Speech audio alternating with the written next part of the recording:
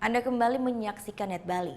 Gunung Agung Karangasem kembali erupsi pada Minggu malam selama 2 menit 16 detik.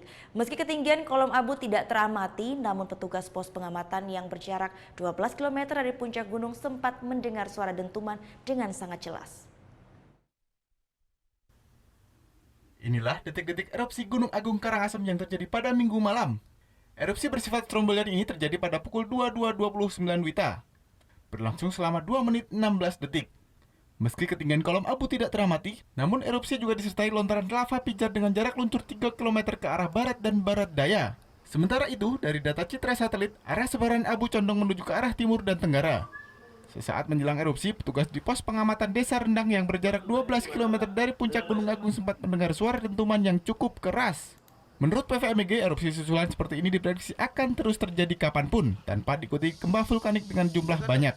Terlebih, saat ini sistem Gunung Agung sudah terbuka, sehingga magma dapat dengan mudah menuju permukaan.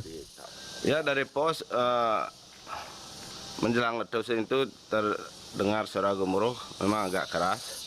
Kalau untuk peningkatan status atau memperluas radius itu belum ada, karena kan Gunung Agung sekarang masih tetap sifatnya strombolian, itu artinya masih ada masih di dalam radius 4 kilo.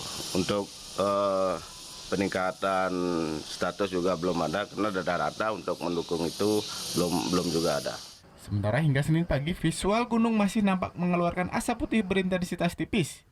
Meski kembali erupsi, namun saat ini PVMG belum memperluas zona bahaya ke level 4 atau awas. Status Gunung Agung pun tetap direkomendasikan di level 3 siaga, dengan radius zona bahaya 4 km dari atas puncak kawah.